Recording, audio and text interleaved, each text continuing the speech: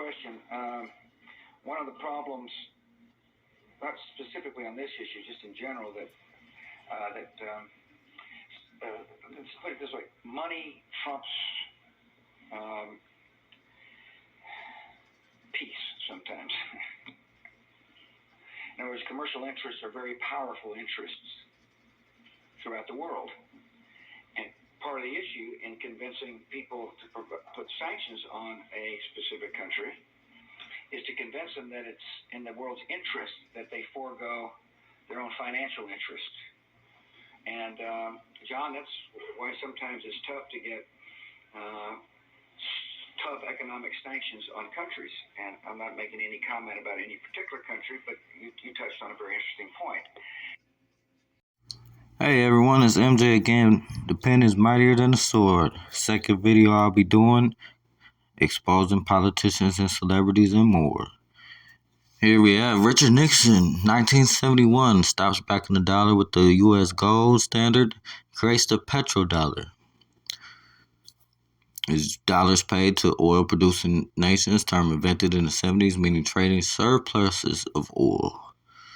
Well, Iraq and Libya and other Middle Eastern countries didn't like this because, well, the money that they were using, the U.S. dollar, they had no use for. Euros were worth more, and the gold dinar in Libya was worth more, as the U.S. dollar was slowly declining because it's really not worth anything. And the U.S. military force is backing up the banker elites in their interests. And so when Libya stopped, basically complying to the U.S. order of only buying and selling oil in U.S. dollar form, well, 9/11 happened. And another reason why 9/11 happened, George Bush had ties to bin Laden. And after the unexplained death of Osama bin Laden's oldest brother in 1988, it brought an abrupt end to a long and intriguing relationship between Bush and the head of the bin Laden family fortune. Very interesting. You could pause this and check this out, but this is basically stating how George Bush has ties with the bin Laden family, and they lost about $10 billion in the company in 1988. Here's the name of the company, Alberto Energy. George Bush has ties with bin Laden, but also a man by the last name Bath.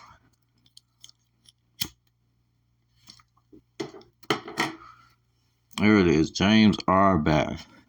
Bath and Bush became acquainted when both men were serving as reserve pilots in the Texas Air Guard in the early 70s.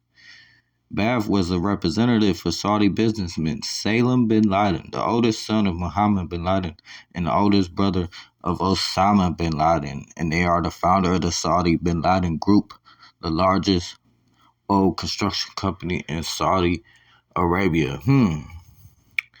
Very interesting. That would make sense why George Bush says money trumps peace sometimes. And sometimes I guess he had to create chaos to trump the peace, to protect his money and his assets, and also protect the bankers' elites' assets. The other puppet did it too. Nixon, Obama, Bush, Trump, Biden, they're all little puppets. Obama did it too to Libya. Same thing, Libya using the gold dinar. Libya had enough gold to create the United States of Africa and unite Africa the way he did Libya. Gaddafi was not that bad. I would probably take him over the puppets we got, because it was the reason why they killed him, because he wasn't going for the BS that the bankers' elites are on, and that's control the world and putting central banks into these countries and regions to establish control and power over the citizens and leave them debt and enslaved. Here are the countries that didn't have a central bank before 9/11. Afghanistan, Iraq, Sudan, Libya, all them wiped out. Now it's only Cuba, North Korea, and Iran. Russia also has a place in this as well. They have a state central bank, which they oppose of. Let's see what happens there. The U.S. is just a big bully that is ran by the banker elite. Building 7 was reported by BBC that it was fell down before it fell down.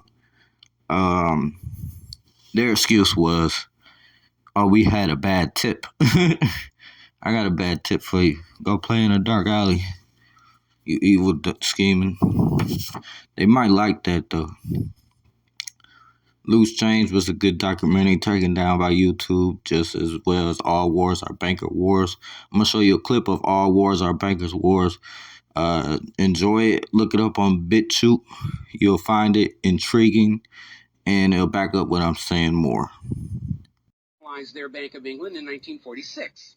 The Bretton Woods Agreement, ratified in 1945, in addition to making the dollar the global reserve and trade currency, obligated the signatory nations to tie their currencies to the dollar. The nations that ratified Bretton Woods did so on two conditions. The first was that the Federal Reserve would refrain from overprinting the dollar, basically as a means to loot real products and produce from other nations in exchange for ink and paper. It basically was an imperial tax imposed by the U.S. economic system on the rest of the world. That assurance of no overprinting was supposedly backed up by the second requirement, which was that the U.S. dollar would always be convertible back to gold by the U.S. government at $35 an ounce.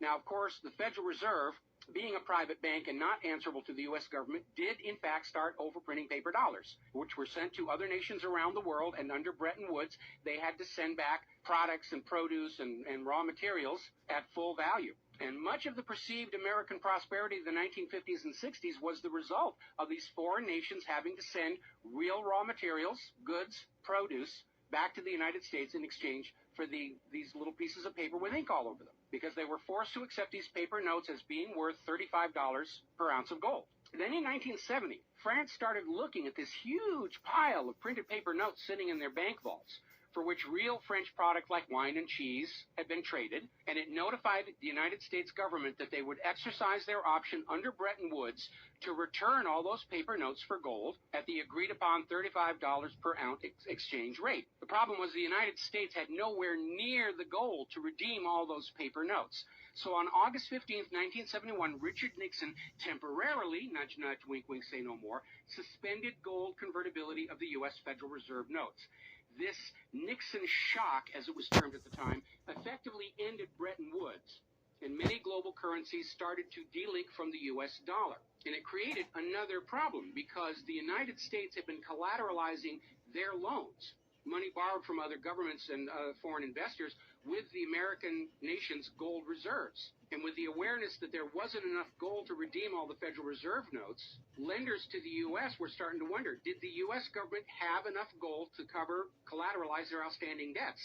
Foreign nations began to get very nervous about the loans to the United States, and they were understandably reluctant to loan any additional money without some form of collateral.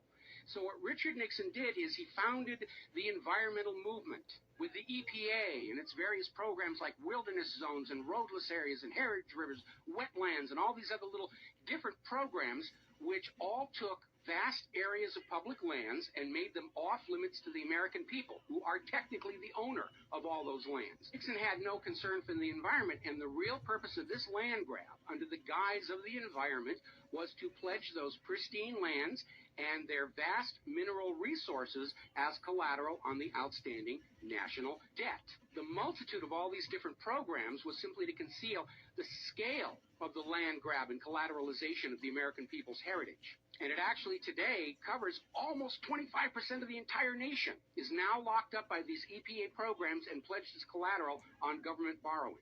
Now, with open lands, available lands for collateralization already in short supply, the U.S. government embarked on a new program to shore up sagging international demand for the dollar.